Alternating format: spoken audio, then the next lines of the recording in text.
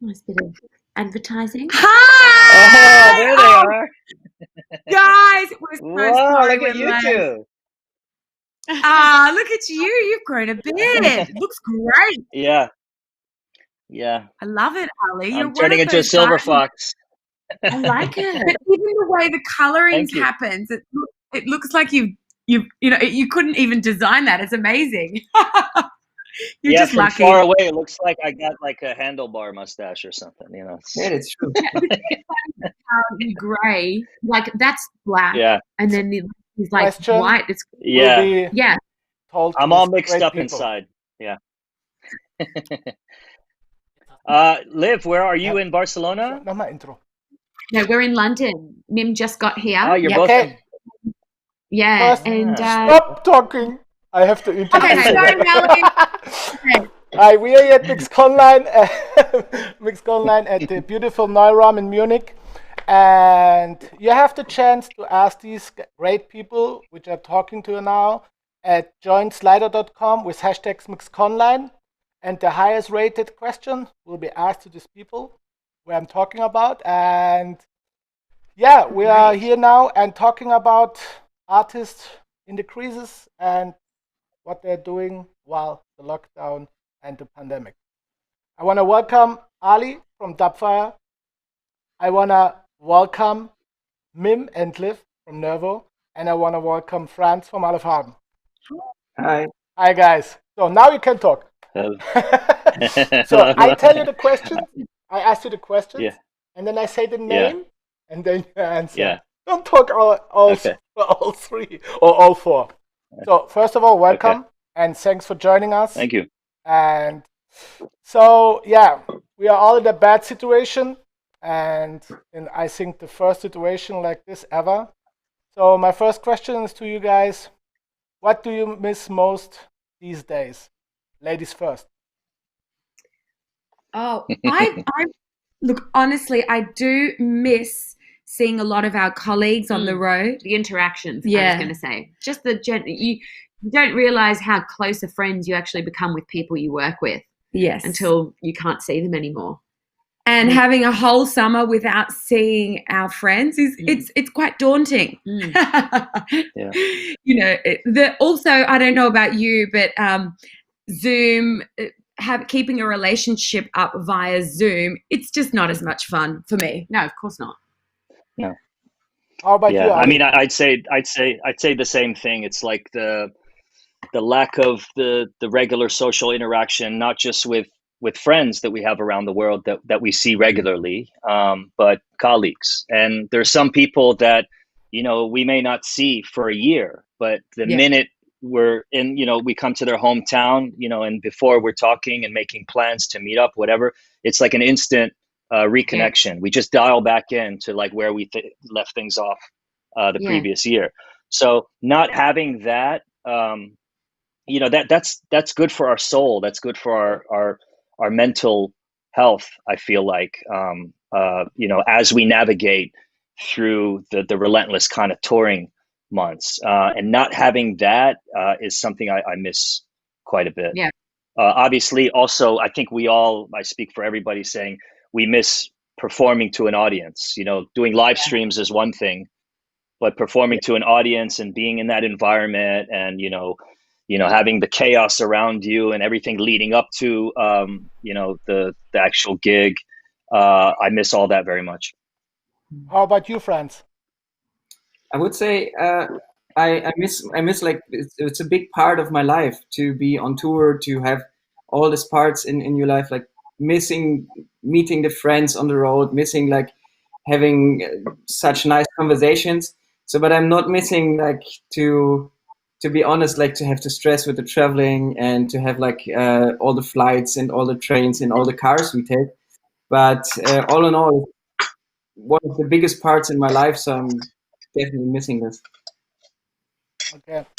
So I think our German artists have more option, but about my next question, how do you earn, or do you have to earn, or have you checked to earn money these times while we are on lockdown? I think Franz can answer the first one because he's doing some drive-in shows. I don't know if you guys in Washington and I don't know LA, London, or wherever you are, Mim and Liv. We're in London now. Oh, you're in London, okay. But you're starting drive-in shows now as well, I heard, in the UK. So we have a pretty much doing here at the moment. So I think almost every city is doing 2 or 3 drive-in concert venues. France did already some, so I think I don't have to ask you, Franz, because that's the only option you have to earn money these days. So, how about you, Ali? Are you doing anything like this? What, to earn money? Yeah. No, I mean, we're relying on government relief programs. Obviously, I think every one of us is relying on money that we have saved. I don't think people realize how many people it takes, like how many people each DJ have on their team behind them. Just making sure the machine is fed, the machine is running, takes considerable time and resources. And that's been the hardest challenge for me is making sure like all my team are being looked after and taken care of during this period. But with savings, with chipping away at expenses, it's a combined effort of all those things, plus government relief programs like the payroll protection program and other things that our government here in America has instituted. But it hasn't been smooth sailing, I have to say. Okay, how about you, Liv, Mim? Yeah, look, I think with Liv and I, we've been kind of, before our DJ days, we were broke writers, writing for everyone. So we're kind of used to toning it down and not spending, loads of money. But it's still keeping the team running. Yeah, I think what we did is, No, our team is still going. Our team is still going, but we've taken the lawyers off the retainer. And funnily enough, there's no government support for us though. No, there's not. And also some people that make money on a commission basis with us have said, hey, you're not touring this year, so now we need these bases. Yeah. And we were like, oh, thanks. So we've been together 10 years and always paid you, and now there's no money, and then we still pay you. Yeah. Okay. Just see people. Wow. True colours. Yeah. Yeah. That was an interesting one early on. I know. I haven't spoken to you about that. No. But yeah. Wow. So, Franz, maybe you can tell the guys how you feel with these drive-in shows. Is it something you say, okay, I can recommend to Ali and Mim and Liv, or would you say like, okay, you can do it once, maybe twice, and then stop? I did actually 6 shows in this drive-ins and drive-through-ins. And it was okay, but I think it's nothing for the future. And if you have the chance to do it, like do it once or 2 or a few times, it's fun in the beginning. But I think it's hard because you don't see the people. It's everything behind the stage is everything very low because you can't meet, you can't hug the people, so it's like everything not the same as you go into the festival. Yeah, the thing I'm so worried about with the streaming performances is I don't think it translates. It doesn't. We don't plan that much of our set. We really rely on how the crowd is going and how we change it up. I just don't know what we're going to do when we have to do a big streaming set, and there's no one to kind of different. You know, yeah, we're just we can't feed off anyone. No, so we it's can't. going to be a completely different set. I mean, this has taken all of us. Yeah. Yeah, so it's that's taken the all of us reason. out of our That's the comfort reason. zones. Maybe Ali does only reggae streaming sets. So maybe have you listened to one? It's amazing, amazing. Ali, tell us something about this. Why only reggae streamings? Tell us. I mean, it didn't start out that way. Obviously, I wanted, not just for my own sanity, but for the people out there, I wanted to continue to give them like the experience that I would give them typically, whether I'm doing like a techno set or a deeper set. But then I realized that it just felt more appropriate to play something more meaningful, more soulful. I realized that I have like a global audience with a stream. So I can kind of educate them on new music, music that formed my foundations. And, it just felt, it also took me out of my funk. I was like trying to cope, obviously, like everyone else, with this situation of being stuck at home and, listening to reggae. I think it happened I was just listening to reggae and all of a sudden it made me feel better. I'm like, hey, why don't I do a reggae set for everybody? Every Sunday, and just put everybody in a good mood on a Sunday before, Love Ali.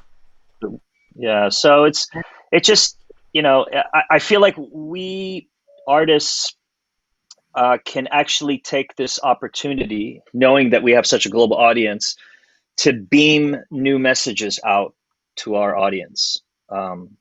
And we could take advantage of that to do something, maybe that they wouldn't expect from us, or something innovative technologically or musically speaking, or could be purely educational. Well, you've raised the bar. What are you going to do now, Min? I'd love to do. I remember we used to release mixtapes a long time ago. Yeah, it's back to the origin. But we used to do like West London. We had a lot of reggae in there as well. Oh, great music.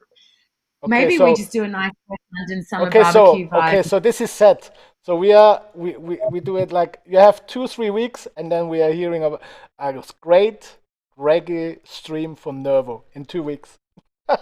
Yeah. It'll be okay, we will all watch it. Is the Zoom weirding anyone else out here, or just me? Is that happening I don't like you guys? when it zooms into us. Like if it zooms into you, I'm happy, but if it zooms into me, I'm like, there we go. Okay, we don't do that. Okay, we don't do that anymore. It's fine. Yeah, because what happens is when you're talking, you all of a sudden see a big zoom of your own face. It's like you're talking to your face. And you don't Not you and me. Like I was. Yeah. Okay, so my next questions to you. Are you happy to spend more time at home and not traveling that much as before? I think for Liv and Mim, the little ones are happy, because it's the best time for you ever. Yeah. When they're little, they're easy to take with you on the she road. traveled with me, and they both traveled with us and the nanny, so it was very easy actually. Yeah, we've never been apart from our babies. No, I think one tour I left her with my mum for 4 days, but we spend more time with our kids, I think, than normal working. We really like being on the road with our kids. You get lots of cuddle time on the planes. Yeah, it's really, really good. We've been in our clique with tour life. Groove. In our groove, we're just used to it. We're used to the packing element, living lightly as well. I kind of like that. Yeah. But I will say it's been nice to get more into a routine. But also we're renovating our bathrooms, so why not do that? Well, that's been happening before COVID, so that was actually a bit of a nightmare. Yeah, but now it's like we'll renovate the kitchen, and we'll so we're making the most of. I've seen the floor plans. I have, yeah. Or was that for something else? No, that's this place. How about you, Franz? I in the beginning I really enjoyed it and loved it. I had so much time for creativity and for new stuff, I started making own cooking channel. I started learning new skills, and it was a big pleasure in the beginning because I wasn't disturbed. No one came over and just, hey, hi, let's have a beer or something. You just can straight be on your project. But more and more, it becomes like a hard time because I need to go out and meet people again. And so, but in the beginning, I really enjoyed it.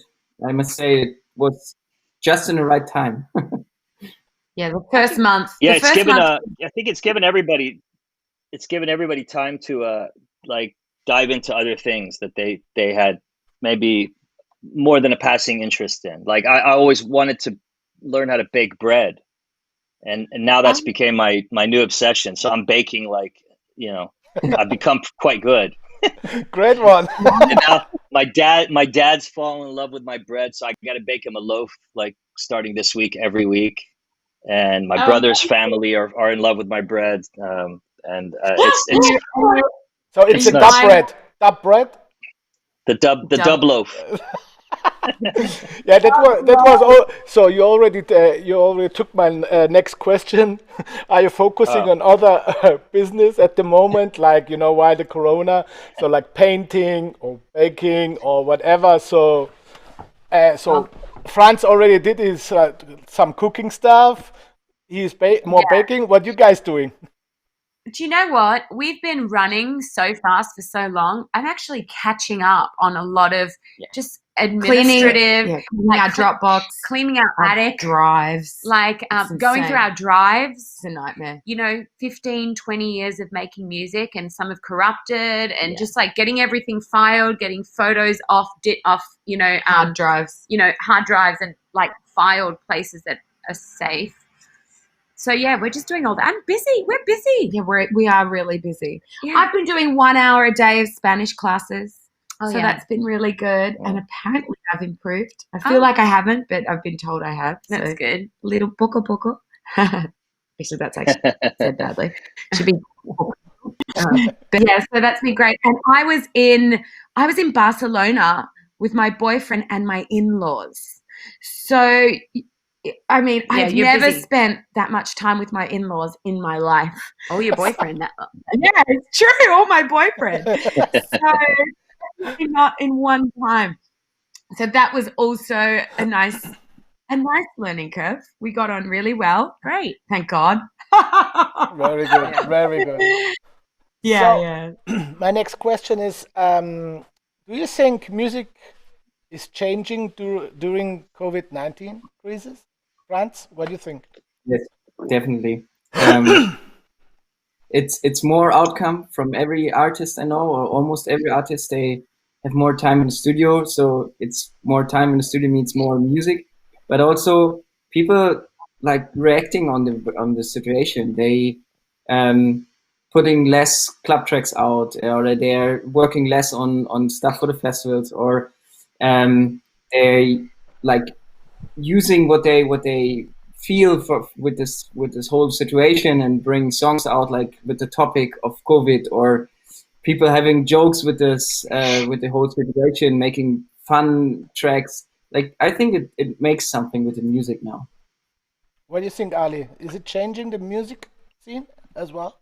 Yeah, I mean, I agree. I think people are returning to the source. They're being more honest with you know, their material. They're not really thinking when they're arranging something. They're not thinking about the festival next week or next month that they're going to be playing, and what kind of a breakdown or how many breakdowns they want to have for that special festival or that special set or whatever. So they're really focused purely, you know, in what they're doing. And artists mirror society and the world and current events and politics and things like that. And there's a lot going on right now that we're processing. And whether we're conscious of it or not, that's going to kind of work its way through the creative process when we're working on music. So whether we're conscious of our music changing or not, I think ultimately I agree it's going to usher in a new era of amazing new music from everyone. I think everyone's going to be surprised at one another's abilities to dig a bit deeper below the surface, to go outside of their comfort zones, and to create something that's truly, something they can be proud of, and could be a lasting part of their legacy. What do you think, Liv, Mim? Well, I think it's interesting, because who was it that told us about the study about music and pop music? It's called the lipstick study. Cover girl people. Is it? No, that's they said that in times of darkness, people like to listen to lightness. Yeah. So they like to listen to happy disco, just happy vibes. Yeah. I heard something from you. I remember something. Okay, yeah. Go on. When the world is in a good in a place. rich place, so there's a lot of emo, dark, emotional, which I love, FYI, music coming out. But I think sadly this pandemic is going to hurt the world. No, financially it's going to ruin a lot of families. It's going to turn society upside down. There's just a lot going on in the world, like what you were saying, Ali, and I think it's a very reflective time. Absolutely. And I think it's so oversaturated in all the news, and it's frankly quite scary. And I think people, especially the young people, when they're going to listen to music, they're just, going to want to escape. They're just not going to want. Yeah. And so going back to this study, I don't think it's called the lipstick study, but there was a study, and apparently they attached like Seattle grunge movement, the dark movement, to a peak in an economy. And then after that came like a pop movement of like the Backstreet Boys and Spice Girls. And that was because we were at an economically really hard time. Same thing with dance music's resurgence in 2009, straight after a recession. So I think it's going to be a really good time for dance grooves when we come out of this eventually. Who knows if it's 21 or 22. We submitted our radio show yesterday, and we do it once a month, and we download so many promos, and I think the amount of happier, housey promos, so many more to choose from. You can always tell normally around March, you've got the whole Miami sound that's coming back, so people wait for their releases then.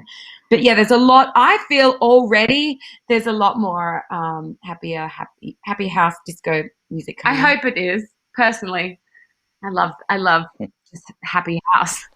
Very good. Okay, so do you think artists are left behind from the politicians? So there are several projects like United We Stream with donations for saving clubs, etc. But there's nothing like with donation for artists, and politicians are not really helping us as artists. So what do you think we can do to get more attention, not just from our audience, also from the politicians? Well, I think the thing with artists is artists have always struggled because many have done their art for free. Until one day they're lucky enough to make a living. And it's true, you do a degree in becoming an artist, in the hustle. And sadly, I don't think that is, you can't get government. The day government start paying artists to be artists, to survive, it would be lovely, but I just don't see it happening anytime soon. I also think there is some goodness to the grind. I think. Our hard years of waitressing, they made us who we are, and they make you survive the artistry world when you're lucky enough to be working in it. I think. What do you think, Ali? Yeah. I kind of lost the point of the question. How can artists survive or monetize? How can artists survive, or how can we get more attention from the politicians to get the same help as maybe like companies like Lufthansa or the car industry or whatever? This is a big problem right now, where a lot of the nightlife industry doesn't really have representation in the same way that the small kind of restaurant. Small business, small restaurant industry, they don't have representation. the same way that like McDonald's Corporation or Coca-Cola or some of these other larger chains do, where after, I think during this time, you're going to see a lot of these businesses, unfortunately, close for good. It's already been happening. So, well, I think because we're non-essential, right? Yeah, we're not essential. I mean, this is what I hear. I hear that from all my friends around the world, especially in America, where they say, where everyone, nightclubs will be the last to open because we're not essential. But if anybody looks at like how many people nightclubs and nightlife, hospitality, whatever employs, you know, they'll see that you can't just be that dismissive by putting, you know, all of us in that category. Because there's a lot of people that, I mean, it you know, look at how much money, you know, like something like Ultra brings into Miami, or EDC into Las Vegas, or Tomorrowland into Belgium. You know, the economies, some economies are really heavily reliant on nightlife. Unfortunately, we don't have that voice right now. No one's listening because they're trying to get past the initial stages of this pandemic before they get to us, and they sit down and want to have a dialogue with people in the music industry and nightlife and stuff. So we, you know, right now it's kind of a wait and see situation, I think. What do you think, Franz? I think kind of the same. Like, I think the problem is everyone is struggling, of course, and don't see like what the artists are suffering now, and especially like newcomer and people just started their career, they're like in the worst point, like because next year the next newcomer will come and they never had the chance to show them, and on top of that they don't get money from the government. So I think the best way to handle this situation is to try to team up with clubs, with your partner businesses, like the small coffee place, or like to get a voice, like to maybe get like some attraction. And so like many clubs in Berlin did this, like they unite and trying to get like a bigger voice. And I think that's partly working, but in the end, it's hard to get like just straight away money. So, but you can have trying to get a voice. That's what I think. Yeah. It's funny, you know. Yeah, in many ways, like in America, go ahead. No, you go ahead. There's a delay. Sorry. Go ahead. So I think in many ways, nightlife, like what you were saying with Miami, is often connected to things like tourism. And you'll see when, you know, like islands in the Bahamas or the Caribbean, you know, when they get affected by a cyclone or something, then they're just beat, they're leveled. And I think what we're seeing now with this pandemic is a similar thing, except the cyclone is the virus. And it's affecting tourism, and everyone around that, the restaurants and nightlife and the artists. And I just, you know, it would be a very happy day when governments do recognize that, but I don't think they think we are, you know, what is it? What's the front line? Essential. Yeah, essential. How Ali said, we are not essential. Yeah.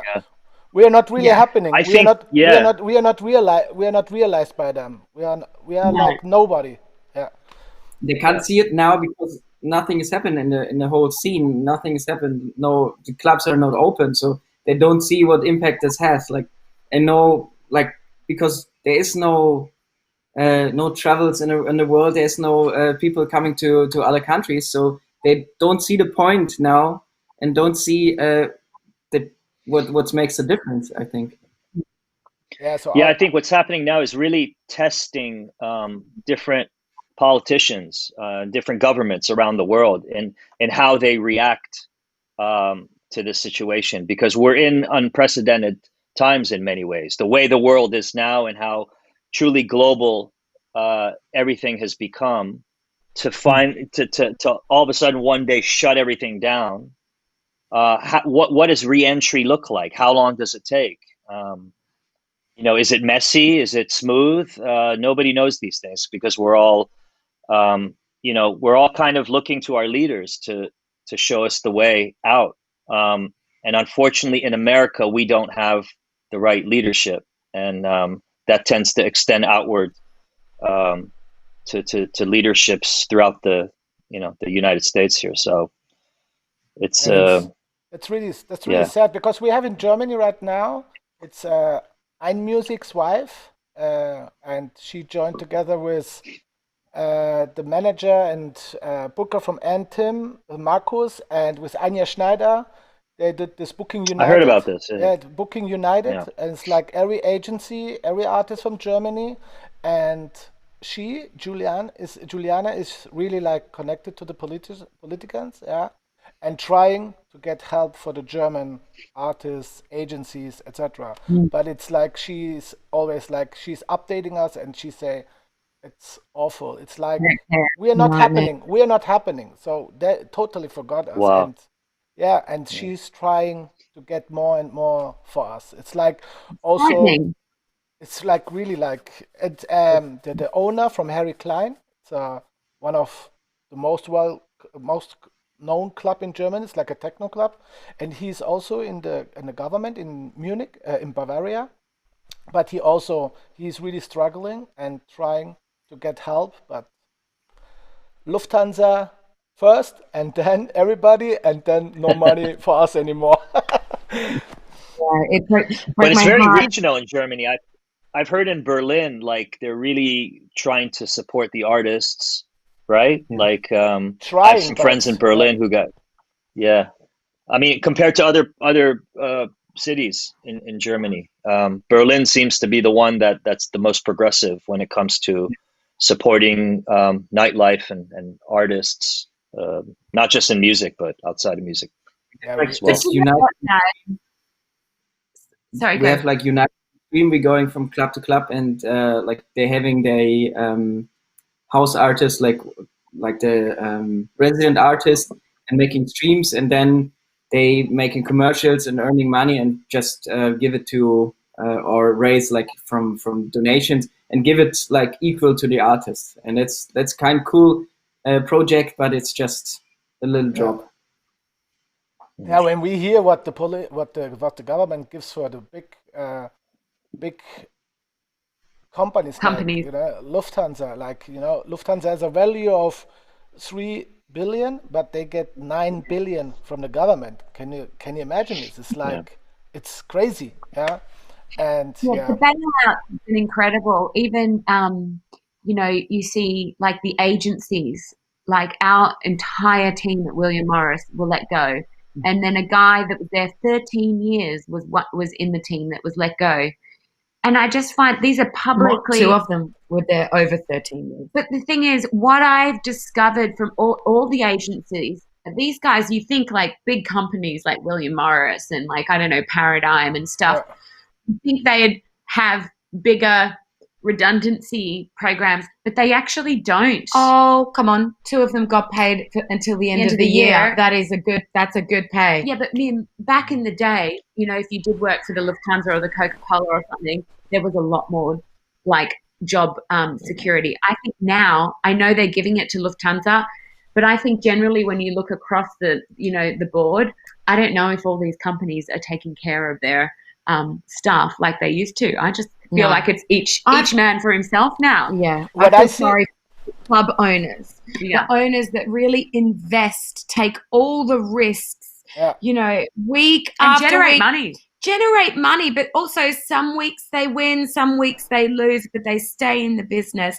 They've got crazy overheads, rent to pay. But then they get relief. If you have I don't think you get relief for a long time, though.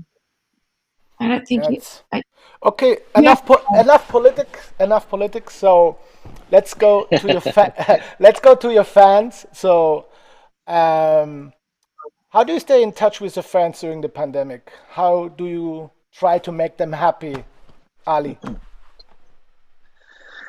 I mean, just some of the things that we talked about, like via streams, obviously trying to be as engaging or interesting as you can with as much as you can in a stream.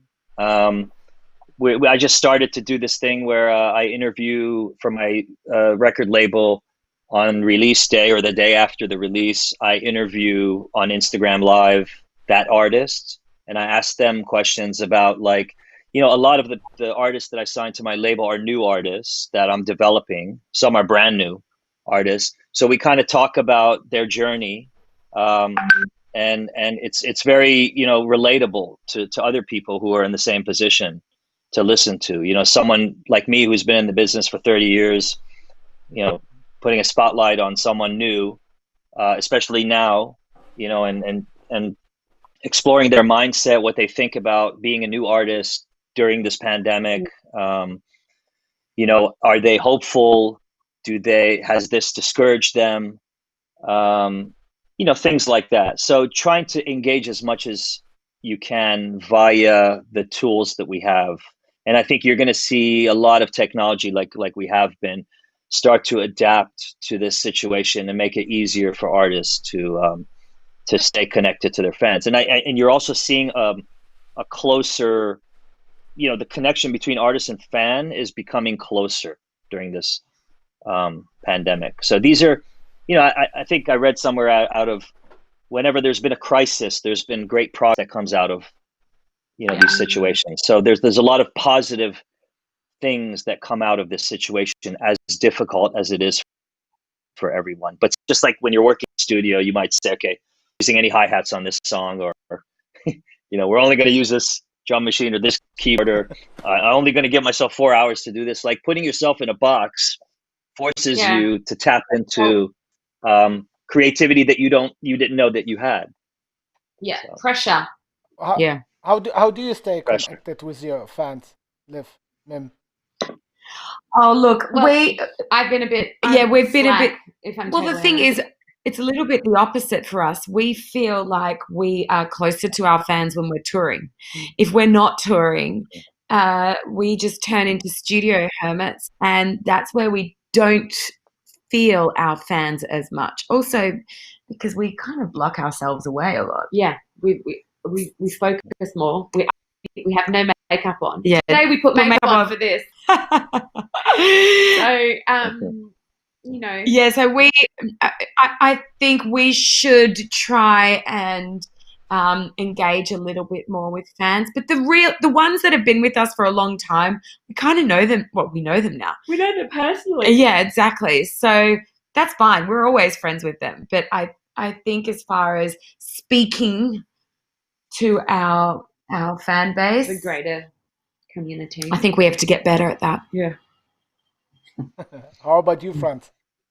Yeah, I did a million live streams actually with creations, and I did also like different kinds of music. I did not only play the kind of music you're used to know from me. I also played like a singer-songwriter set, or played a disco set, and I played like lots of different, because I had much time to prepare it. I had much time to discover new music in the last weeks, and so I tried to keep up with the live streams and also start getting more in touch with my audience, like, because in the live streams you can see the comments, you can talk to them, or you can start like have a question answer games, and I used the time to get more in touch with my audience. I would say I know them more than I know before.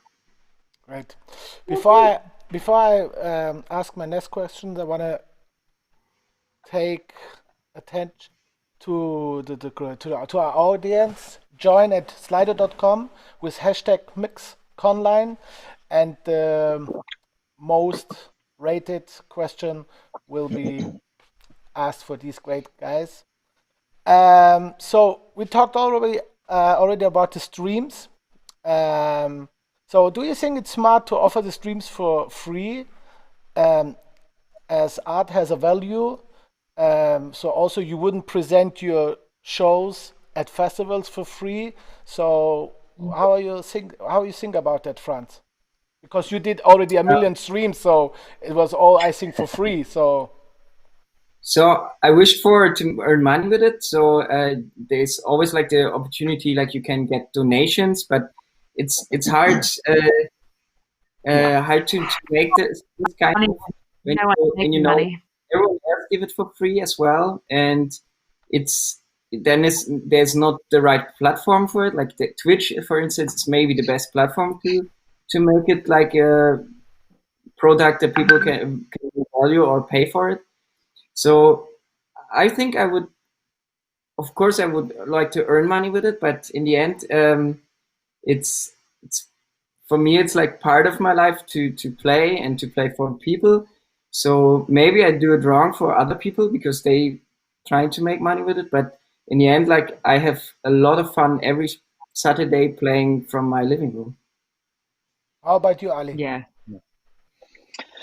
Yeah, I mean, I think it's the question that's been on everyone's minds is how do we monetize streams? And you really got to pay attention to what the feeling is out there. The general consensus is, I think when it feels right to you, you can start to maybe move what you've been doing and offering for free onto a paid platform. I just had a call with the MIXCloud people, and they've created something kind of like a fan club subscription kind of service thing where you can offer exclusive content and you can offer merchandise and other things.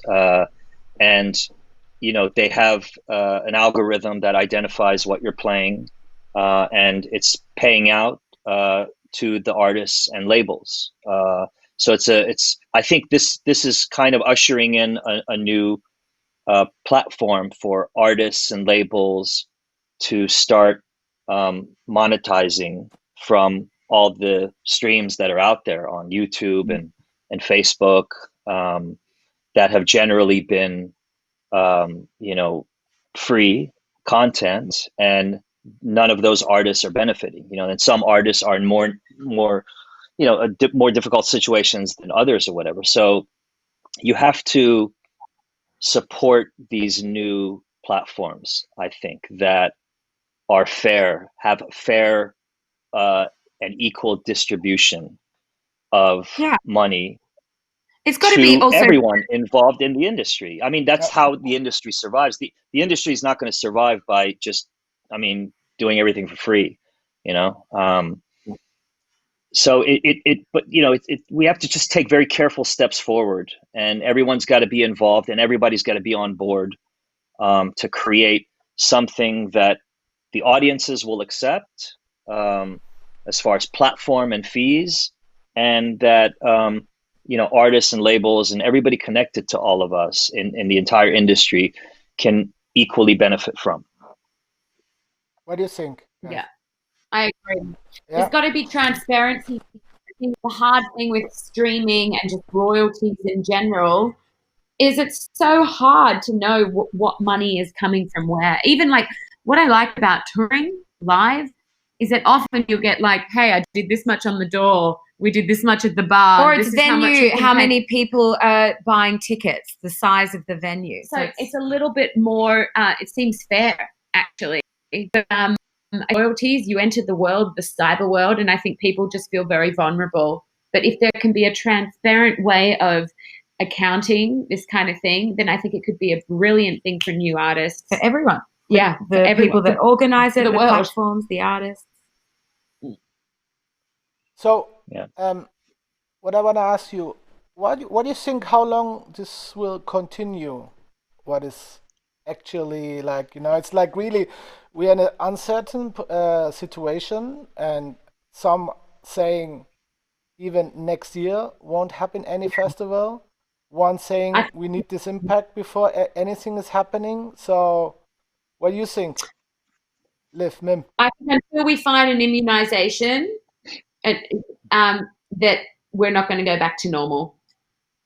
It's not going to go back to where it'll be regional. You guys will be in Germany and you'll do great there, and we'll decide where we want to stay and and play there. But I don't think it'll go back to that touring all over the world non-stop. Yeah. And huge festival. Okay. Yeah. What do you think, Ali? I think the end of this summer will tell a lot.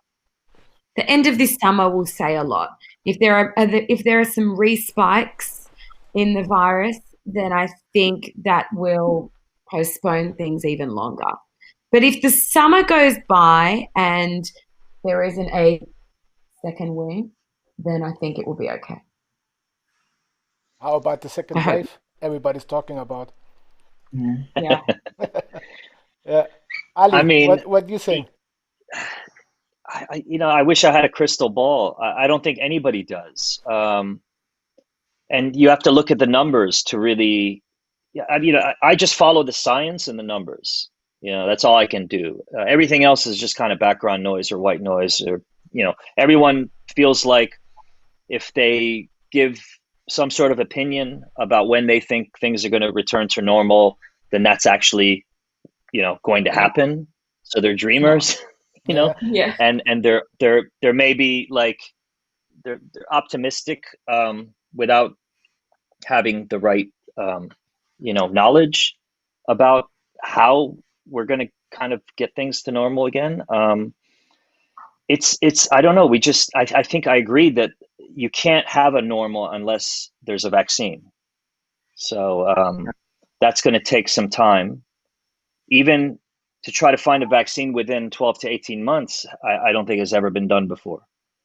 So, the thing that gives me hope is that I know that all of the greatest minds in the world are working on a fix. Yeah. Sorry, I think I have some alarm on now. Okay. Franz. We should we wait or? Franz, no. He already talked, so you can go on. I think there will be a new normal. So either what's the situation now, or it was before Corona. I think because like some countries can never afford like the vaccine, and I think that will make a difference for the like the next 20 years or whatever, like longer. So some countries will be hard to travel, and some countries will be maybe easy when the vaccine is there. And I think that we'll never go back to normal. We know it will be a new normal. Okay. Yeah, and it's definitely going to be regional, because different regions were affected in different ways. I used to be very hopeful about America opening up, so I was, sooner than the rest of the world. But looking at the numbers today, I think it's going to be Europe well before America. That's crazy. Really? Because what do you say? 2 million? Yes, it's like we have over 2 million cases, over 115,000 deaths. The numbers are insane when you compare it to Europe. And I think that's, a problem with the leadership and the fact that in Europe, they were very strict with the lockdown. They actually had police patrolling the streets, checking everybody to make sure they weren't out for any other reason but to go to the pharmacy or grocery store, at least, in Barcelona. And I know from speaking to friends around different parts of Europe, that was the case, very, very strict control. In America, I don't know, everybody just feels like the government is infringing on their freedoms to a degree by asking them to wear masks or initiating, curfews and quarantines and things like that. So that for some reason in America, they don't understand that it's for the greater good to kind of, adhere to those guidelines. And the problem is that they're not being enforced. So obviously America will probably open up much later than other parts of the world. Okay. What do you think about Asia? Apparently they're all hiding their numbers. Yeah. Yeah, I don't know. So, but in Southeast Asia, they went through SARS. They had they kind of had a dress rehearsal with SARS. And the Middle East had MERS. Maybe I'm sure China's hiding the numbers. I'm sure Russia's hiding the numbers. So Japan has again new cases. So they have a new lockdown. I think I heard Japan. So it's like really, really, yeah. I heard Thailand's opening up in September. I heard Indonesia is just not giving the truth. This is what I heard, So I mean, our other sister lives in Hong Kong, and she said there's no cases.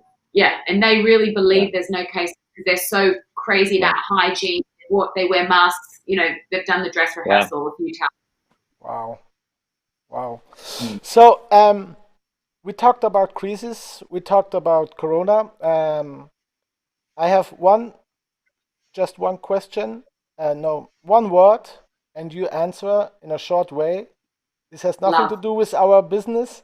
This has nothing to do with the crisis, but it has to do with the actual situation we all also have. It's about Black Lives Matters. So yeah. So Franz, what's your opinion, thoughts, your statement about this? Actually, it's time to say something to this. Like, it's a hard time. Like, it's in the same time like Corona is. So both topics taking something from it.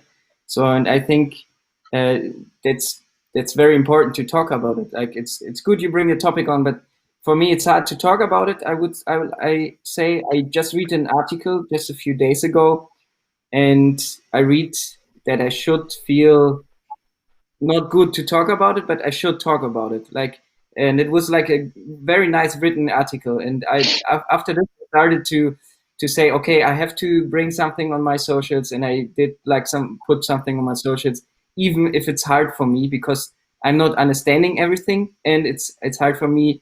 I don't want to do something wrong, you know, and we have to jump over this and go over like our fears and talk about it in groups like this. Your statement about this, Liv, Mim? I think it's crucial. Me too. I think it's about time that the world is getting a big slap in the face. Yeah, and the privileged people acknowledge their privilege. Absolutely. Because we, being white privileged, we have to acknowledge that we don't know what it's like to be black, and that there are so many racist people out there, and we have to stop that. If we don't stop that, we are part of the problem. Yeah. Even not racist, if we're not there stopping it, we are part of the problem. Yeah. And I just think, you know, it's real. It's real on all sides of the globe. Yeah. And it's just so obvious now. Like that video of George Floyd dying was just so shocking. You know, I think, you know, I kind of compare it to pedophiles in the church. You know, everybody for so long just denied that they existed. And I think what's happened is we've denied existed that there've been racists in police forces or places of power. And I think now with social media and everyone having a phone, it's being exposed, it's being spoken about, and we need to weed out the bad. Totally. Because I believe in a strong law and order, but obviously it's been corrupted, and it's, you know, it needs help now. It needs to be fixed. Ali, yes. So you stay in Washington. Yeah, I mean, in the US. So I think you can have the best statement for this because you're in the middle of it. Yeah, I mean, you know, America was built on slavery. Black music for me, I wouldn't be where I am today without black music, without all the black artists from Detroit, from Chicago, from New York, from London, that made me fall in love with that art form. And before that, with jazz and dub reggae, you know, all these like incredible styles that shaped who I am as an artist. So I think while we have like a bigger problem in America with systemic racism, you know, and acknowledging that it's very real. I mean, the government officials have to acknowledge that it's real and that we need to usher in change. You know, police police kind of killings of unarmed citizens are very reflective of that systemic racism that exists in this country. It's one of many things that need to be tackled and need to be abolished. But we in the music industry, I think it's probably better to talk how we can make changes in the music industry. I think, we need to pay more attention to lineups. Lineups, I think, need to be a bit more balanced, with black and white artists equally. I think this has elevated our consciousness about the problem. And the problem isn't just in America. America has its problems for sure.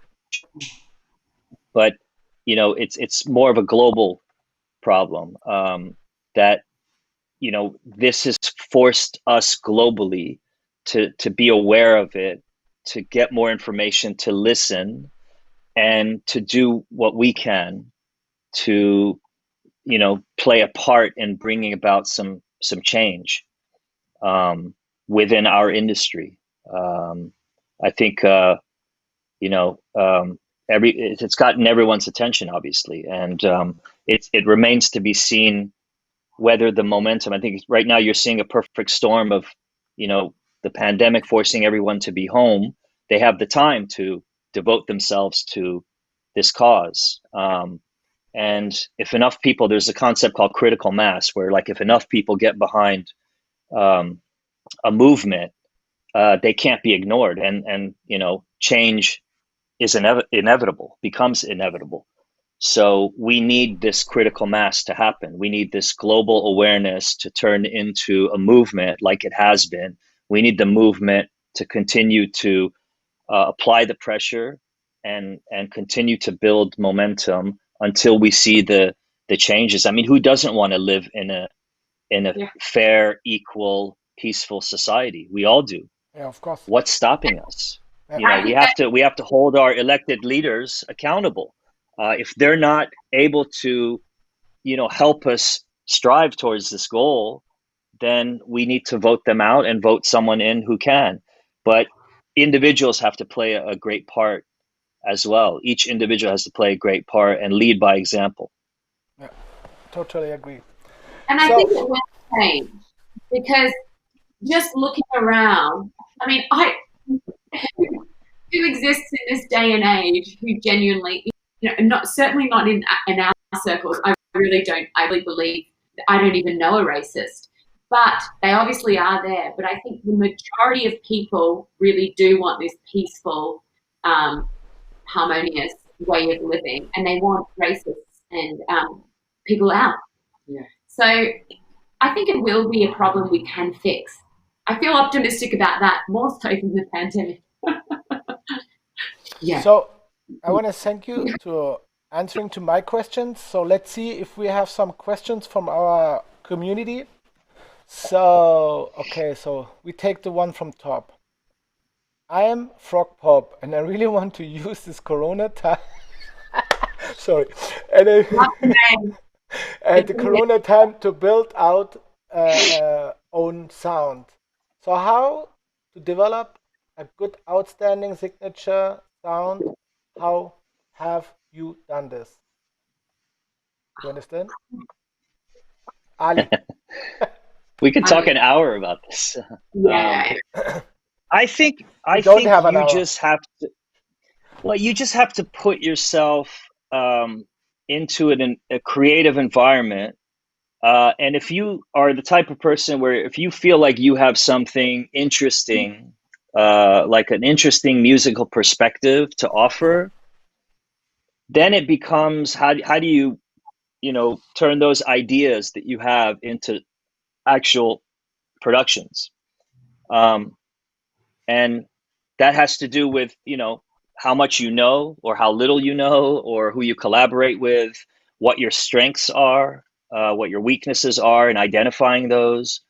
But you just have to do the work. Yeah, I agree. Until and chip away at your creativity until it starts to take the right shape, and you'll know it when you feel it. I think a lot of artists, we operate on feeling. There's no magic formula for being unique or creative. It's just a feeling that we go by, and And when you get feedback from your peers and the audiences, that tells you if you're going in the right direction or not. Okay. Franz, do you expect your salaries drop after the end of the lockdown? Yes. Drop after the end, of course. Forever. I'm not sure.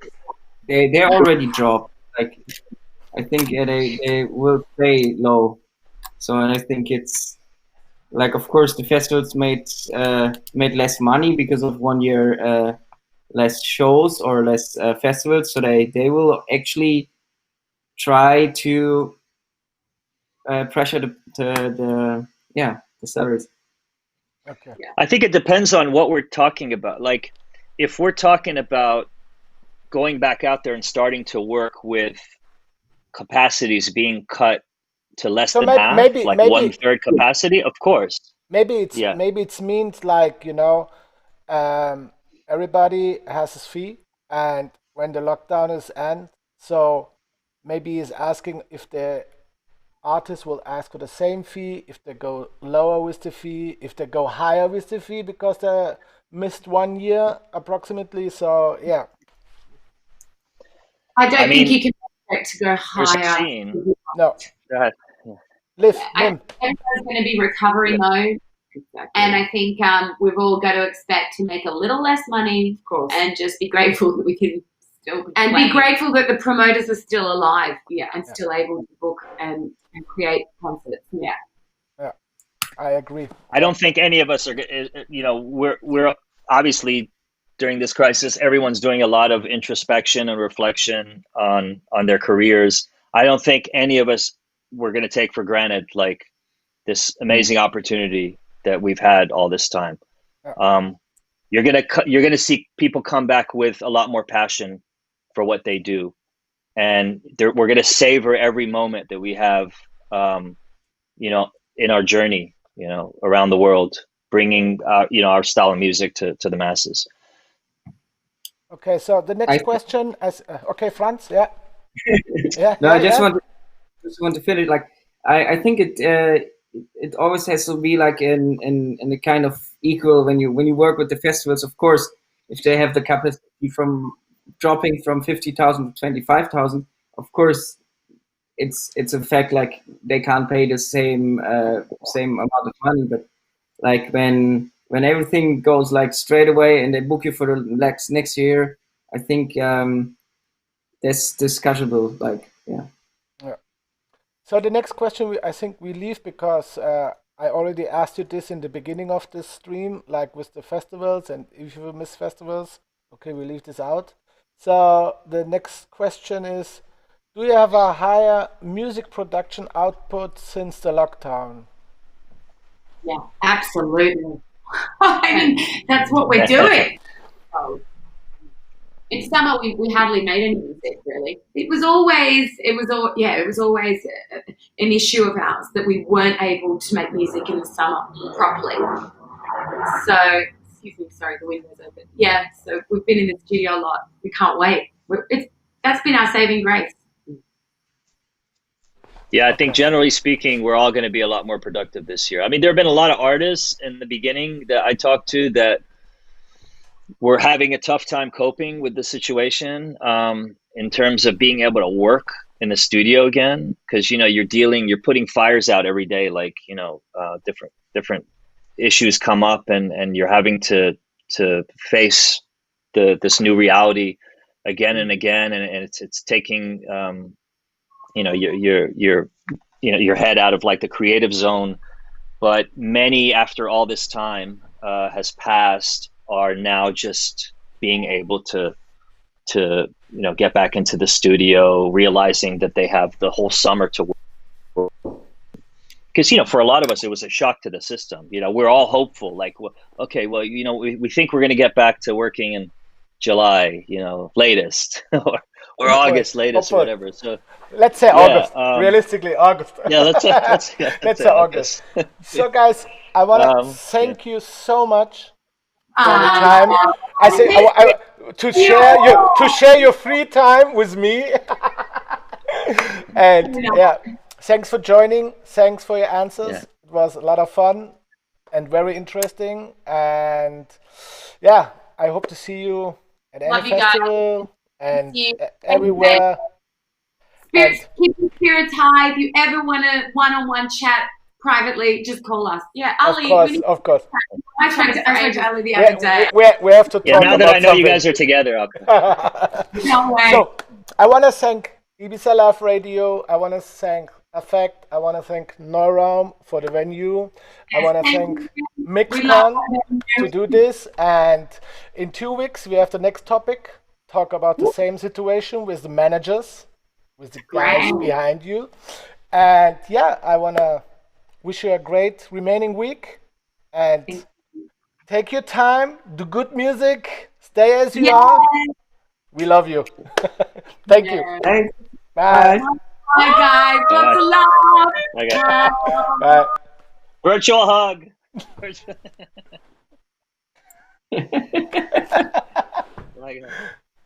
Schaut's aus? Bye. Bye.